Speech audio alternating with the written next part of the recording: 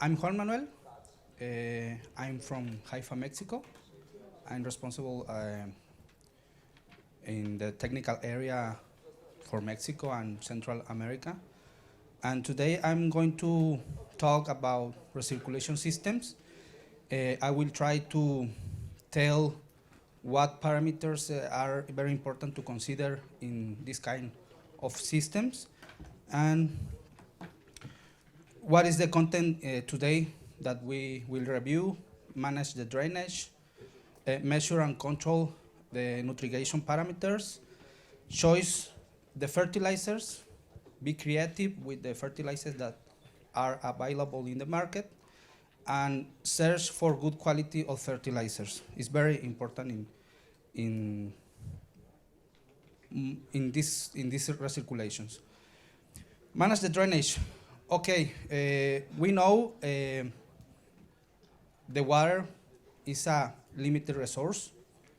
Janus, in his presentation before, showed us a couple of pictures of less water. We have less water in around the world, and less quality in the water.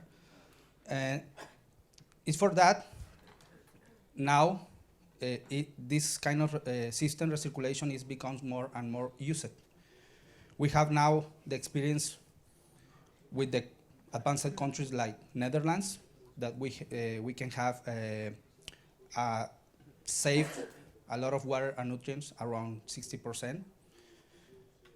But what is important, or what is the pointer? Okay. For a successful recirculation, it's necessary to consider some parameters. Manage the pH in different points. We have in these systems, recirculation, closed systems, we have water and nutrients everywhere. We need to manage pH in different points, and always good to or search to very disinfection equipment, qualified disinfection systems. We see the difference. We see before the difference, some disinfection system in the presentation before, and we saw the difference in the characteristics. In this scheme, we can see. Oh, sorry. We have water and nutrients everywhere. We have in our containers fresh water, containers of drain water. We have our mixing tanks, the stock solution tanks, when we mix our nutrients, fresh water, drain water, we inject in our system. We have different points, here, here, here, and we can have different levels of pH, of EC in these points. Always it's very important monitoring in inputs, in outputs. Another scheme like this, for example, we have our source of water, or source like we saw before. We give a treatment with some disinfection. We check the pH, we check the EC, and we disinfect this water. This water goes through to our system, and then we obtain our drain water. This drain water, again, is necessary to give a post-treatment to eliminate, like we see again, we saw, eliminate bacteria, virus. But in some cases, when we treatment the water, some parameters drops because for example, if we use ultraviolet UV, also we use some acid. This acid is for cleaning the lamps or cleaning filters in these in this system of disinfection system. And this provoke that these parameters, pH, bicarbonates, drops. The pH drops. We can eliminate bicarbonates, and then this drain water introduce again in our mixing tanks, and we have problems to control the pH, for example, because we don't have any more buffer in the water, and it's complicated to manage the pH again in our mixing tanks. The solution here, for example, in this kind of problem when the pH drops, eliminate bicarbonate, is to use potassium hydroxide and potassium bicarbonate to increase the pH and to give some buffer in the water to maintain, I don't know, between levels 0.5 or to 1 millimoles or milliequivalents to give some buffer to the water. Another aspect very important to consider is be creative with the fertilizers. Here I have a couple examples from different recipes. For the intention here is show, for example, what is the best combination? Depends if the product is available, depends the prices of the product. But for example, between two recipes, in the recipe 1 we have ammonium nitrate and MKP, and recipe 2 MAP and potassium nitrate. In both recipe we can have the same requirements, 1 millimoles of nitrogen or phosphorus on potassium. If this requirement transform to ppms or grams per meter cubic or milligrams per liter, we can see we need to use the same quantity, the same amount of the products. And this can represent some, we can save some money if we choose the best combination.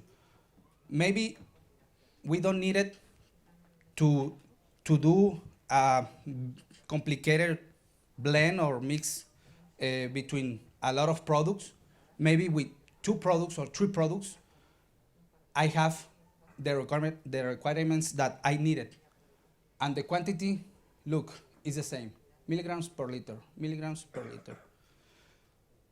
So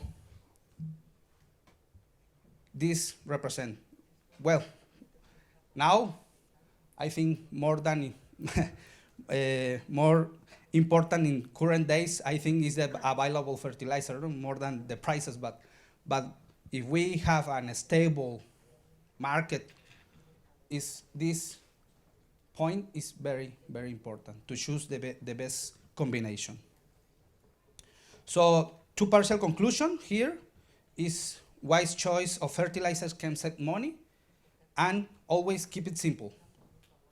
As we saw, with 2 products, we can have the same requirement that 4 products. Measure and control nutrigation parameters.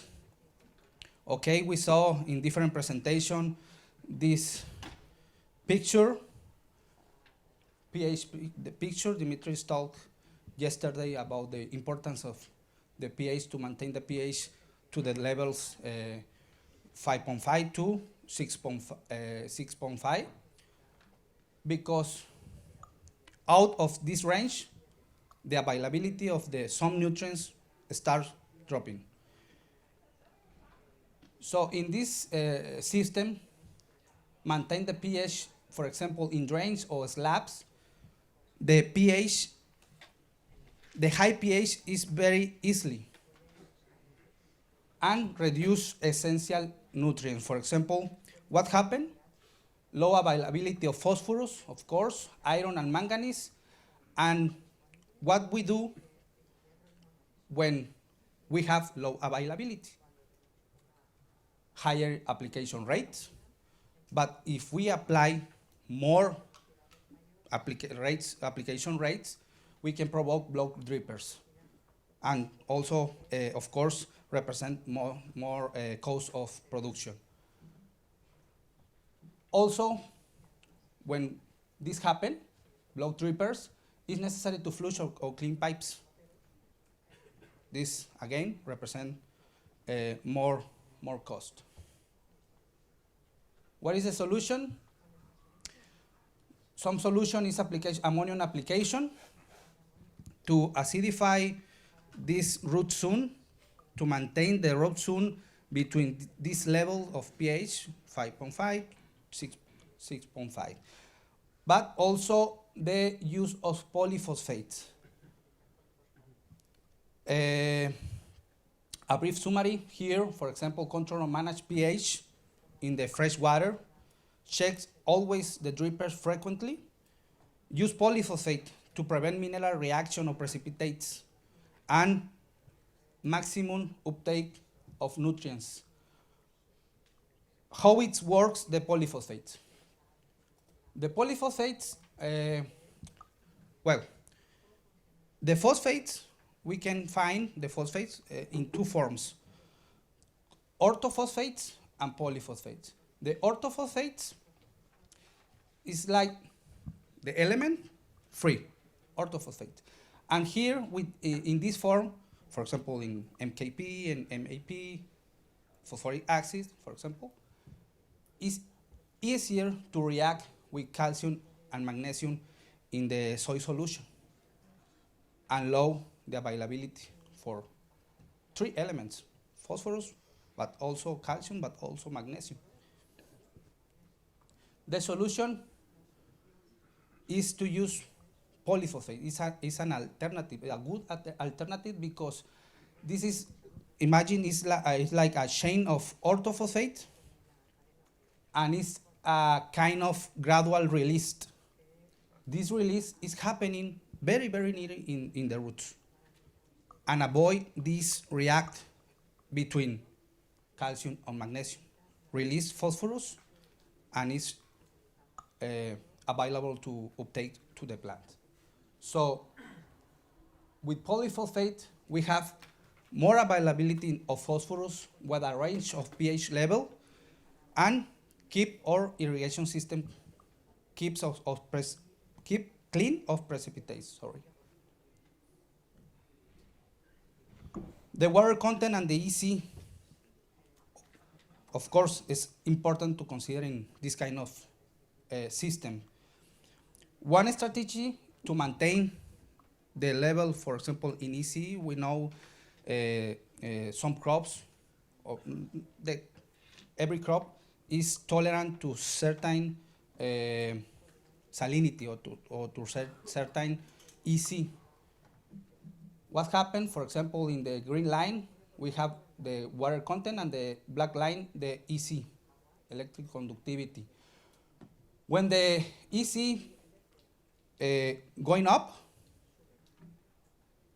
what we do? Give more water, and then the EC goes down. To maintain it is very important. If we want to maintain in the same level the EC, we must to know how many water is necessary to give. Some strategies, for example, used in some places are the use of scales. How many water we are giving, in what time during the day, and this water, maybe with this water, indicates if the EC is in the level that we want, for example. Is measure the quantity of the water in our system. So until here, we know the measure give us knowledge. If we have knowledge, we can save money in our production. We can save water, we can save nutrients, of course, money. Another aspect important in recirculation system is the sodium. Janus, in his presentation, talks a lot, very, very good presentation about sodium. But where is sodium coming from? Growing medium, irrigation water, but also in fertilizers. But to avoid sodium, it's necessary to use a good source of water. Make sure that the quality of gradient media is good. We saw before with the presentation of the main cocoa substrate. Choose the right fertilizer and never compromise on quality. Janus mentioned this part very, very well. For example, what happened with sodium and other cations like calcium, magnesium, and potassium. This is a competition. If we have more sodium, we need more other elements, essential elements, to win this competition against sodium. So, other problem with sodium is the sodium in the system increase the EC and limit the use of fresh or new fertilizers. Again, I said before, every crop has a tolerance of a specific EC. Tomato, for example, 2.5 millisiemens. If we increase the EC because apply more fresh or new fertilizer to win the competition against the sodium, we provoke more EC and we affect the yields of the crops. So there are considerable difference between fertilizers. Now we know, and we told in the beginning of this seminar, we talk about multi-K-Resi. Multi-K-Resi, near zero sodium, is the new potassium nitrate. 90% less sodium in the content. Is the only potassium nitrate we guarantee the content of sodium inside, 300 ppms. We can save water and nutrients using a better quality fertilizers. We can reduce the needed to flush sodium in our medium, in our grown medium. And of course, we have better quality of recirculation water because we don't accumulate sodium in each recirculation. So some conclusions about the presentation is learn about the fertilizers always available in the market. Be sure that you are using high quality fertilizers and qualified recirculation systems. Study always the quality of the water that you are using and check the drippers frequently. And of course, consult always the Haifa expert.